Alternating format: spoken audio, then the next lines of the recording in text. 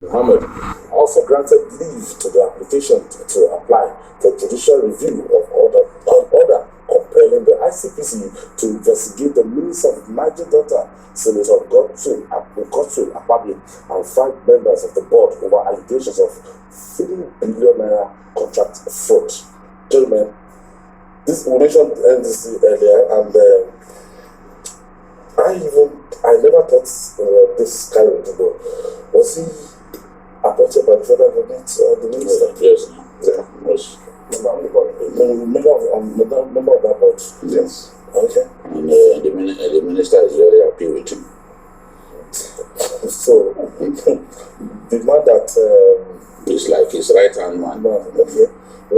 That guy that was giving testimony that collapsed in one unit so he's the chairman of this chairman there. So Yeah, the court has told him to just take a walk. no, it's not. No decision has been reached on the substantive matter. Okay. So it's like an interim order. Has given the case will go on, but you see, with the Nddc, since Akpabio got there, you never can tell what their intentions are. This one now, coming at a time when a decision has been reached to properly constitute a new board. I don't know why anybody will come up with this court case. Because there is a decision now, and the president has made up his mind to properly constitute a new board. Because the interim management committee is not known to law. So I'm surprised that the president allowed Akpabio and Co to get away with this. Even the idea of having the minister supervise the Nddc is also not known to law. Because the Nddc, by the act establishing it, should be supervised by the presidency. Yeah. You know? But we were told that the presidency could delegate that job and all that. But when it becomes permanent, as we have seen, can you say that it's been delegated? No. The minister has had his way. He wanted to run the Nddc. But my own concern is, you've had your way. You've had your day in the sun. What have you done? Have you successfully cleaned out that place as a cesspool of corruption? From what we see, corruption is still festering in the Nddc. It is in the Nddc that people get paid for jobs that even communities complain that do not exist. Communities are writing petitions saying, look, these people claim that they have done this, they've taken out money for this, they didn't do that job in our place. So what kind of commission is that? When you mention the Nddc, what comes to mind is corruption. And the situation has not been helped by the aberrant conduct that this interim management committee showed, especially during the COVID season, when they were paying out all kinds of monies. They paid COVID allowance. The board had to pay COVID allowance. So it's and they were claiming that they were moving from one location to another location, supervising projects when we were under lockdown. And those communities claim that they didn't see people. So the best anybody can do is to help us stamp out corruption that exists in the Nddc. All of these court cases are just kind of distraction. Let the president constitute a proper board, because IMC as a contraption is not known to law. Let him go ahead and constitute a proper board. And the activities of the minister also need to be monitored. The two members of the National Assembly have already suggested that the supervision of the Nddc should be taken away from the minister. I don't know what the president is still waiting for. The uncommon minister, uncommon senator seems to be very strong. I think two things. One, I think Nddc for a long time now is like a job for the boys. People from the Niger Delta, the elites from the Niger Delta, see it as their own share of the national cake. So they award contracts, and those they award the contract to do not intend to even do the contract. They just collect the money and move on. And that is why when they decided to do theater the other day by the public hearing at the National Assembly, we knew that it won't get to anywhere because we've not had anything about it for some time. But like Julius, I don't agree with this suit, because though it's an interim order, but the problem with interim order is that we don't even know when they are going to conclude the substantive suit. And when you do that now, there is no supervision in any way. So what we are just doing is to move the illegality from the board to the civil servants who are working there.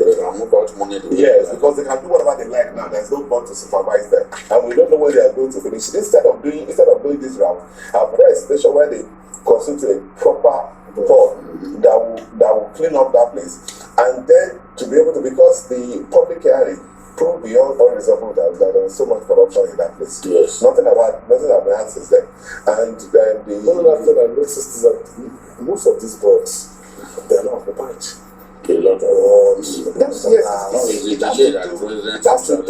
to do with leadership, because you see, there cannot be vacuum when it comes to power. Somebody will occupy it and exercise that power on behalf of the president. That's why our minister seems to be very powerful. Because they are not even themselves. They are answerable to the president, but the president is answerable to they found a way to mislead the president when they like. Everybody does do what they like. That's why our ministers are very very powerful. And when they do, when all these powerful, so-called powerful ministers, and when they do whatever they want to do, they will say, "Yeah, Mr. President, I got the president directed me to." Many of these things actually are not true. You understand? When the presidency, when they do that, the president will they don't read the situation. They know nothing will happen. And when they realize that it's because we waste too much time when we are supposed to act fast. Believe me. Why this IMC? The president is there. It is all we do the property and move on. It doesn't cost you anything. And to your mind, and that is it. But when leadership is asleep, you know what happens. I expect that by now the Senate resolution will have been carried out. They said all of these things that look, the shouldn't be the minister that is running. There is nothing the president wants to do about this Nddc that's not known. They've done public hearing, and the president who doesn't like corruption, who doesn't like corruption knows now. Everybody knows that there's corruption in that place. Seriously, that has an opportunity to do the right thing. I know everybody will applaud them. But the side of the president is different. This is a president where a serving minister, if you remember, Mama Adamawa, a serving minister, announced that her loyalty is to an opposing presidential candidate, and she was still in the cabinet. Very much.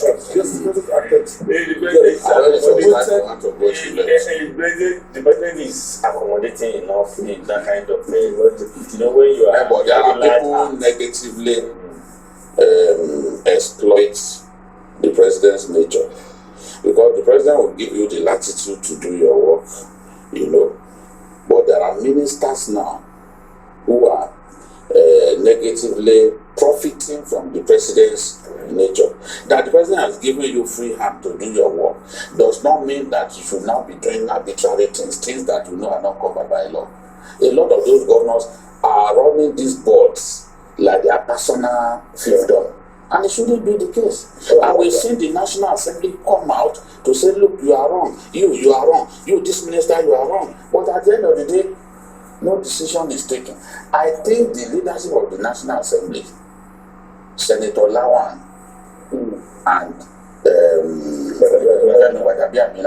they both need to sit down with the president and say, Mr. President, things need to change in the way we relate together, because they've shown him loyalty, they've shown him respect, they supported him.